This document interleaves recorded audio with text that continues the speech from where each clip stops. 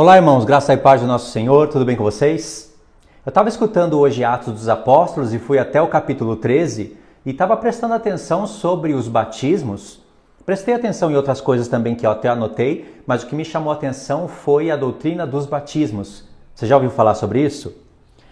Bom, eu não prestava muita atenção nisso, sabia que existia batismos, mas não parava para ver o que seria isso com precisão. Agora que eu estou prestando mais atenção nisso, é realmente muito interessante. Como vieram aqui os irmãos, vocês viram a live, né? A primeira live e a segunda live. Aí nós falamos sobre os batismos, né? Estávamos conversando sobre isso, mas não ficamos focados nisso. Talvez até caiu na live alguma coisa sobre isso. Aí, para abrir aspas aqui, né, já para indicar a live, caso vocês não assistiram ainda, a primeira live está no canal do irmão Tiago Tis, Graça e Conhecimento. A segunda live foi no canal do irmão Pedro, canal ID. Vou deixar o link das duas lives, dos dois canais, no comentário fixo. Aí teve a participação de outros irmãos, ok? Agora fecha aspas.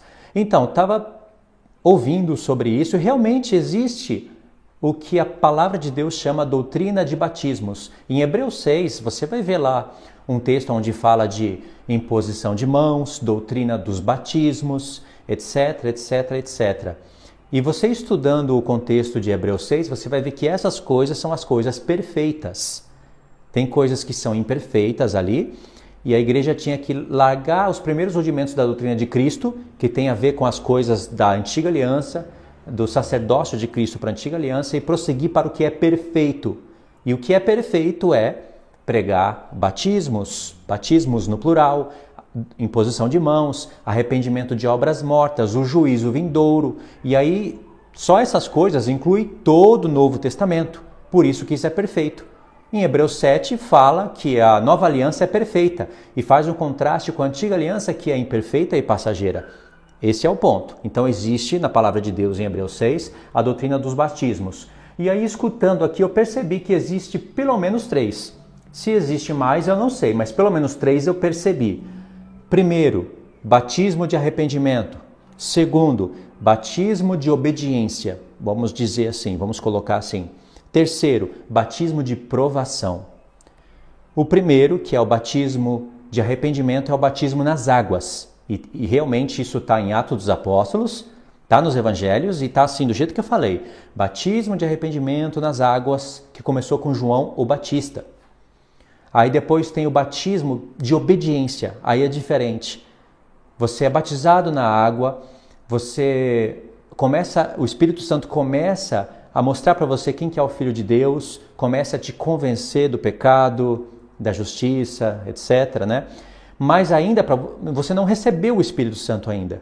O batismo de obediência, como Pedro fala, Deus dá o Espírito Santo àqueles que lhe obedecem. Então, se você ouviu a voz do Pai, do Espírito de Deus, e obedeceu, aí, em compensação disso, o Pai te dá o Espírito, que é o Espírito por você ter sido obediente àquele chamado.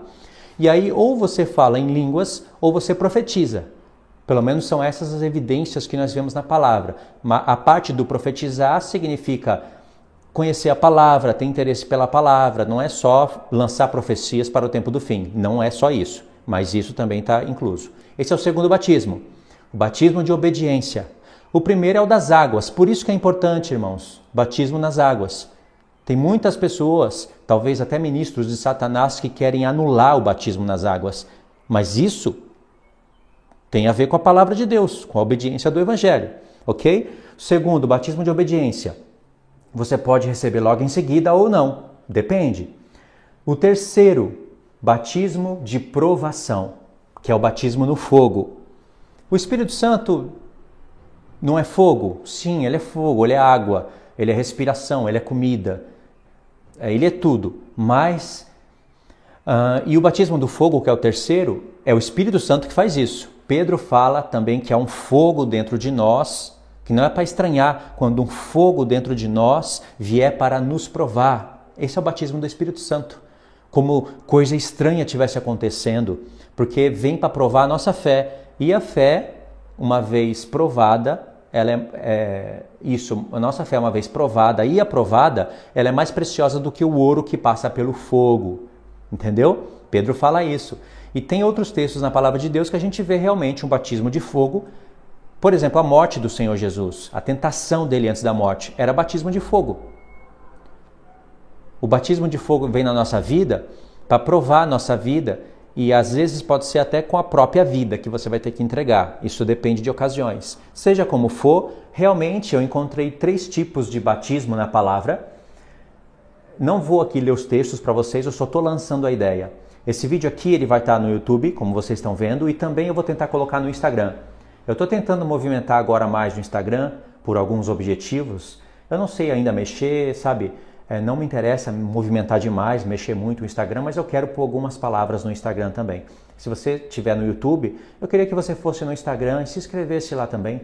Ajuda a dar uma movimentada no Instagram, porque se movimentar o Instagram, também movimenta o canal. Eu não gosto de ficar focando em muitas coisas não, irmãos. Eu gosto de perder mais tempo, de gastar mais tempo com a palavra de Deus. Mas se é uma ferramenta a mais, não custa nada, né? A gente ir lá, se inscreve no Instagram, de vez em quando eu vou postar algumas coisas lá. Tenho que aprender a mexer com as ferramentas, tá bom? E muitas pessoas estão no Instagram envolvidas na carnalidade. Eu sei disso porque eu já estive envolvido. E é bom ter coisas da palavra de Deus lá, que pelo menos as pessoas que estiverem lá, elas vão cair aí no meu canal, em outros lugares, em outras pessoas que falam da palavra de Deus no Instagram, e ali elas podem ser conduzidas ao arrependimento, ou voltarem para o YouTube, para as coisas de Deus, tá bom? Então vou deixar o Instagram aí para vocês também, é Luiz Shimoyama. E é isso, irmãos. 3 batismos, pelo menos o que eu enxerguei. Eu queria que vocês comentassem no campo de comentário do YouTube, para eu ver se tem algum acréscimo dos irmãos, tá bom?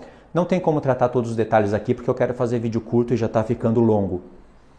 E aí eu vou lendo os comentários dos irmãos, vou ver o que alguns irmãos pensam, o que pode ser acrescentado, e aí eu vou gravar um vídeo lá, ali como costumo gravar, com texto, né, sendo lido, sendo contextualizado e mostrando a importância de entender sobre a doutrina dos batismos.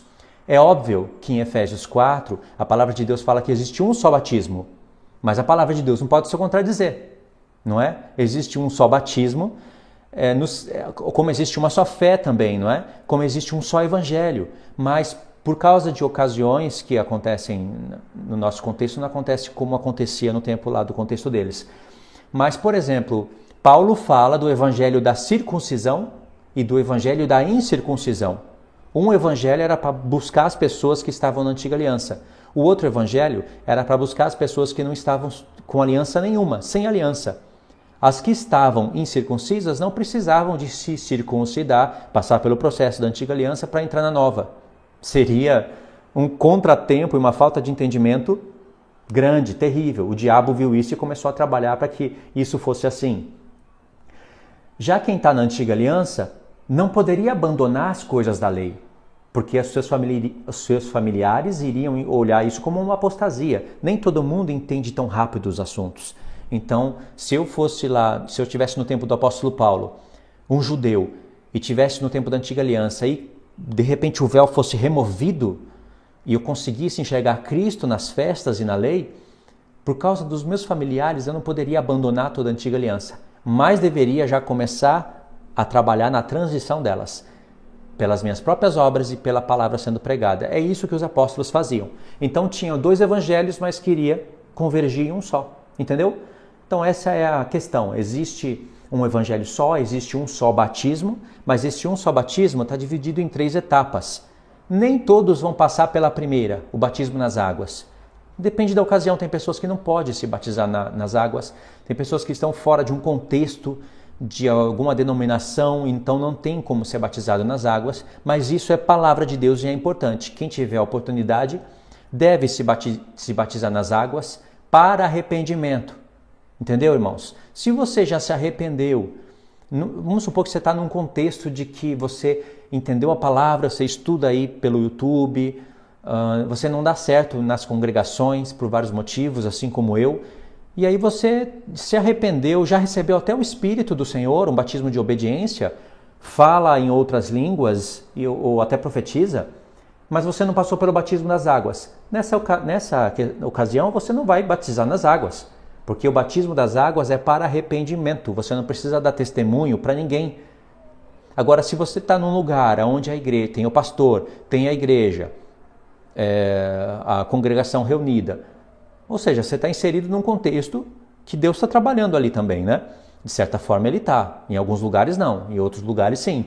E todos estão se batizando, é pregado o batismo, por que você não vai se batizar? Entendeu? Se o batismo é de arrependimento, para você mostrar publicamente que você está arrependido, por que não? Isso seria rebeldia da sua parte.